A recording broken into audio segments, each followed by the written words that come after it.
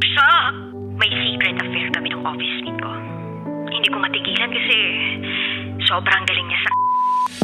Rocky's Secret Files. Secret Files. It's the kind of bleep you never knew existed. Kunwari inosente pero boy naman pala. Rocky's Secret Files. Secret Files.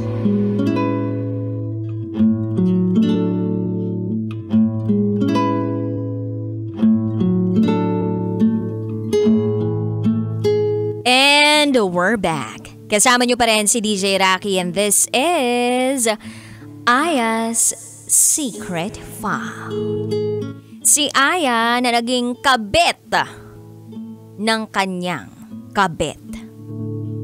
O diba? Yung may kabit siya tapos yung kabit niya, kabit din siya. O diba? Gantihan. Fair na fair. At hindi po ito yung unang beses na nag-share siya ng secret file niya sa atin. Last February, nakapagpadala rin po siya ng secret file niya at binasa ko po ito on air. At doon sa kanyang secret file na pinadala niya nung una, tinuldukan niya na yung maling relasyon niya dito sa kabit niya. Kaya lang, ito na nga, may pangalawang secret file na pinadala. Aba, nalilito. Parang rumurupok na naman. Ang gusto ko nga malaman ngayon, sila pa rin kaya ng boyfriend niya? I mean, natuldukan ba talaga yung relasyon nila ng boyfriend niya? Kasi, kung oo, baka pwede. Pero kung hindi, tapos yung isang lalaki, si John, na bumabalik sa kanya, nakabit niya nga dati, tapos ginagawa rin siyang kabit ito on his side, ay, bakit? Ano pang meron? Ano pang dapat ipaglaban? So ngayon po, pakinggan na natin ang mga kabisyo nating nag-share ng kanilang mga thoughts, comments, suggestions, and violent reactions. Ito po ang sabi ng ating kabisyo na si Tambay Love. Para sa ating sender, yung ganyang panunuyo, magbiyahe ng malayo, gagawin talaga yan, lalo na kung gustong bumalik sa'yo. Pero kung talagang mahal ka niya, dapat, mahiwalayan niya muna yung isa. Yung pinapakita mo, at sa nakikita namin, base sa kwento mo, mukhang marupok ka. Okay naman natanggapan mo uli, basta walang sabit. Di pwedeng dalawa kayo na mahal niya. John ang name, baka non-John lang din ang lalaking yan pag may kailangan siya sa'yo. Yun lamang po, Happy Tuesday. Ingat po pa uwi from Tambay Love. Thank you, Tambay Love. Ito pa sabi ni DR. Aya, sana iniisip nyo rin ni John yung mga panahon na ibang babae ang kasama niya.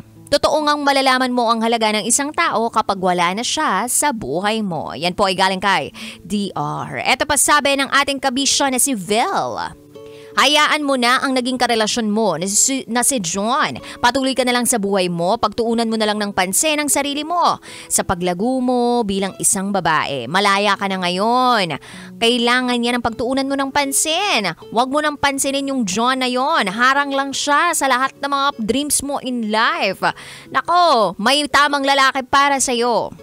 At merong ugali ng lalaki na dapat hanapin mo. Yun ay ang loyal. At wala nun si John. Ibibigay ng Panginoon yon sa tamang oras, panahon at lugar. Yun lamang po, DJ Rocky. Maraming salamat from Vil. Ito pa sabi ni Charles. Totoo yung sinabi ko kay John na aanhin ng toyo kung mas masarap pala ang oyster sauce. Sender, tuldok na pero may itutuloy pa pala. Alam mo, kung pwede mong tanggapin si John, dapat hiwalayan mo na yung boyfriend mo kung abusive din siya. Ang tanong, hiniwalayan na ba niya yung abusive girlfriend niya? The choice is yours. Ito pa sabi ng ating kabisyo na si Elka Nicole Gonzalez. Buti na lang wala akong karelasyon na pangalan John. Shoutout na lang po kay John Vert Arimado. At ako yung Yuson sa TikTok. Uy, thank you ha, Eka.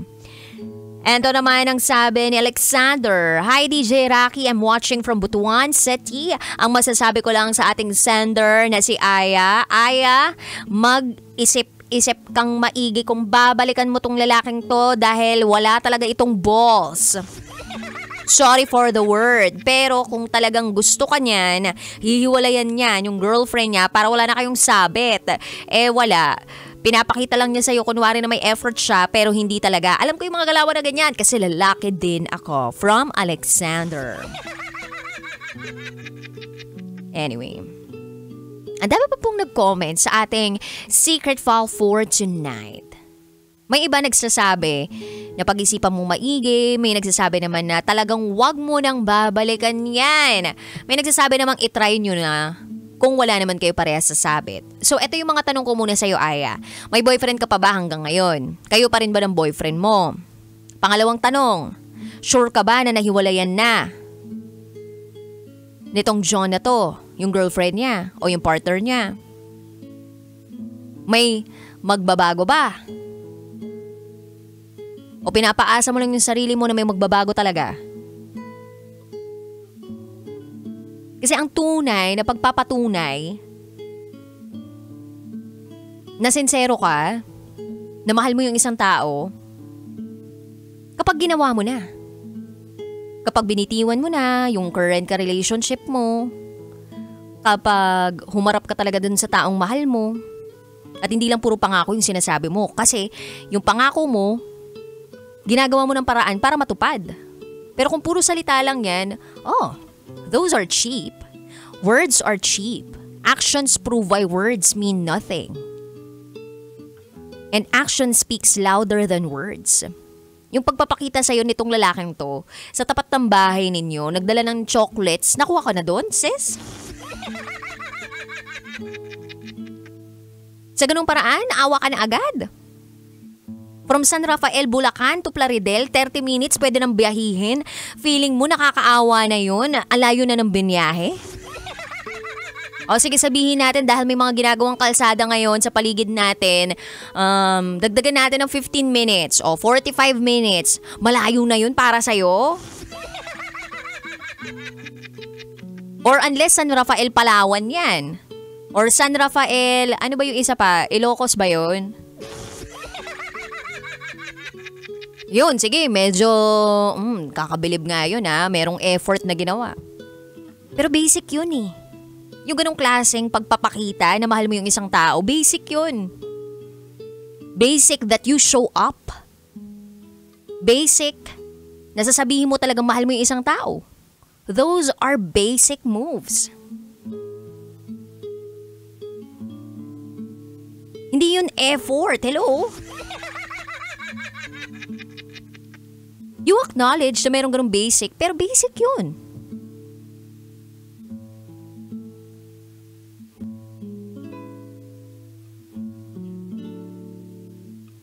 So Aya, pag-isipan mo maigi. I-shut off mo muna lahat ng ingay sa paligid mo. Kung kinakailangan mo ng isang araw, isang linggo, na oras para sa sarili mo, para makapag-isip-isip ka, kung kailangan mo ng notebook para isulat doon yung advantages and disadvantages kung sakaling pabalikin mo tong taong to sa buhay mo, gawin mo. Huwag mong madaliin yung pagdedesisyon mo. Kasi mahalaga din naman na tapat ka sa sarili mo. Ayaw mo rin naman na meron kang what if sa buhay.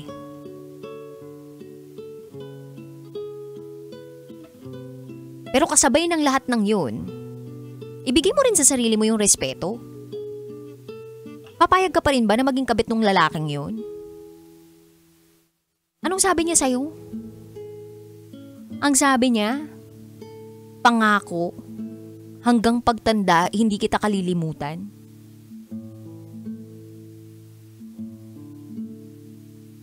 Sana ikaw na lang yung nakatuluyan ko. Huh?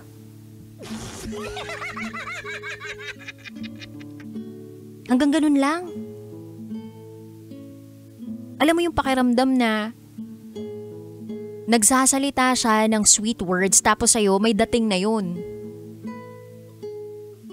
Ano, madadala ka dun? Pakitaan ka lang ng konting quote-unquote effort? Babalikan mo na? Yun na ba yun? Respeto sa sarili. Nasaan? Hindi ka nagtiis ng ilang buwan o ng ilang araw para hindi siya kausapin o hindi siya replyan. Although nire-replyan mo naman talaga siya. Kasi nakikita niya na marupok ka, kaya kinukulit ka niya ng kinukulit. Na parang, uy, pwede pa to, kaya ko pa to. Pero kapag in-establish mo talaga kung ano ang gusto mo at sinong tao ang karapat-dapat para sa'yo, ay, definitely itong lalaking to. Kung mahal ka talaga niyan, iwalayan niya yung girlfriend niya. Pero kung hindi, goodbye.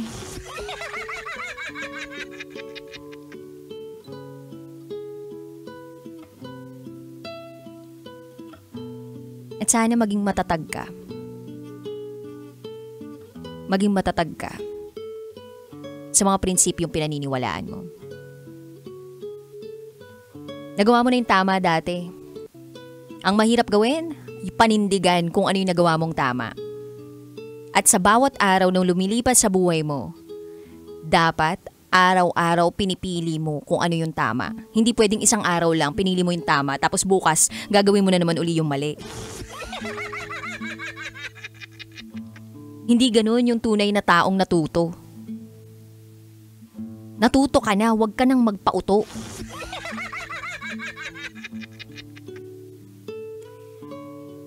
Anyway, sabi ko nga sa'yo, Aya eh. Pwede ka naman sumayaw ng sa pantropiko, salamin-salamin. O kaya yung twice, diba? If you wanna blink twice. Oh, blooms yan. Charot with darot. Ang dami-daming tao o lalaki na pwedeng maligaw sa'yo. Makatagpo mo, yung walang sabit, yung mamahalin ka ng tapat at totoo, yung hindi kayo mahihiya na ipagsigawan sa buong mundo na kayo dahil wala kayong natatapakang tao. So yun lang. Anyway, kabisyo, maraming salamat sa inyong pagtutok. Hanggang mamaya pa rin naman magkasama tayo hanggang hating gabi. If you wanna share your secrets, pwede naman rakitera@gmail.com. Doon niyo po isend ang inyong mga secret files. Anyway, BRB as in bathroom break for top secrets na kapiling at kapiling pa rin ang inyong basa princess, DJ Rakitera.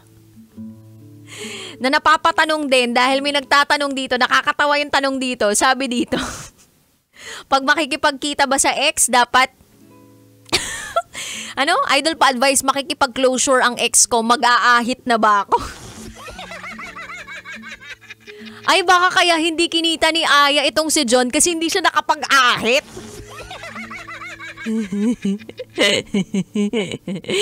Tawa ako dun. Anyway, bahala kayo. DJ Rakitera, tikay nakatutok sa 90.7 Love Radio. Kailangan pa bang i-memorize yan? Basic. This is Aya's Secret File. Metro's